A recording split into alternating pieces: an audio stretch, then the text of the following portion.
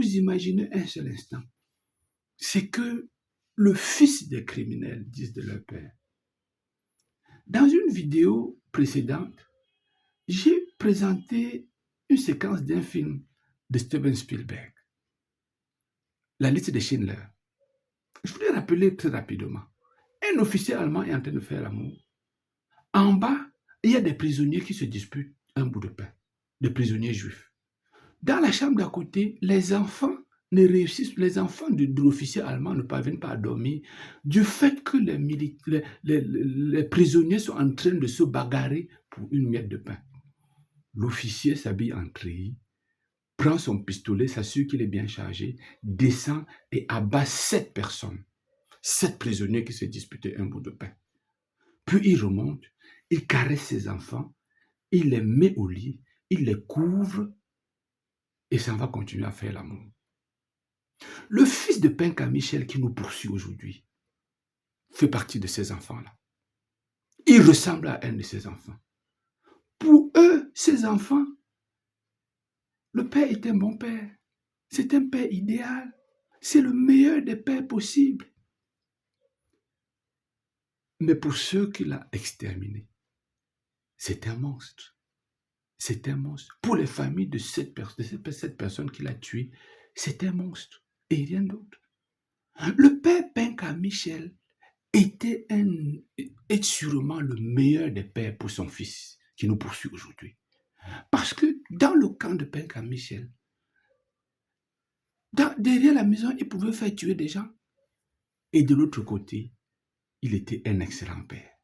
C'est ça la réalité. Les enfants d'assassins, comme qu'a dit Kongolo Mobutu, lorsque son père a été chassé et qu'il est mort en exil, il dit: mon père a été incompris. Il n'a jamais fait du mal à personne.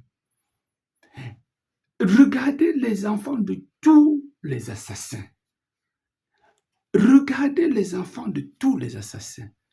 Écoutez ce qu'a dit la fille de Slobodan Milosevic, celui qui a massacré plus d'1 million de musulmans à Srebrenica, lorsqu'il a été transféré à la Cour pénale internationale et jugé pour crimes de guerre, crimes contre l'humanité. Sa fille dit: on juge un homme qui n'a rien fait. C'est ce que le fils de Penka Michel a essayé de nous dire. Les enfants des assassins ne peuvent dire que du bien de leur père. Et c'est une réalité qu'il faut intégrer. Toutes les grandes affaires des crimes se sont terminées devant les tribunaux. Toutes les affaires de massacre où il y a eu mort d'hommes à des niveaux inacceptables ne peuvent pas se terminer ailleurs que devant un tribunal. Le tribunal, nous le réclamons. Et nous sommes heureux que le fils de Penka Michel nous poursuive devant les tribunaux. Parce que devant les tribunaux, il y aura une décision de justice. Et ce serait très bien comme ça. Ce procès est le procès de l'histoire. Je lance un appel à toutes les populations bamileke. Vous qui avez perdu un frère, il y a des familles, nous allons présenter une famille qui témoigne du fait que lorsqu'on arrêtait les pères, on les amenait dans le camp de Penka Michel et que les mamans venaient là-bas pour leur donner à manger. Penka Michel avait des relations pas très commodes avec elle sur le chantage. Et c'était ce genre de chantage qui faisait que ces mamans étaient obligées de céder pour pouvoir faire que leur mari mange. Et malgré cela, il y en a une qui est venue, qui n'est pas venue le jour où on l'attendait. Penka Michel l'attendait. Le lendemain, son mari a été exécuté. Cette famille-là est là. Et ils vont témoigner. Ils vont témoigner devant les tribunaux.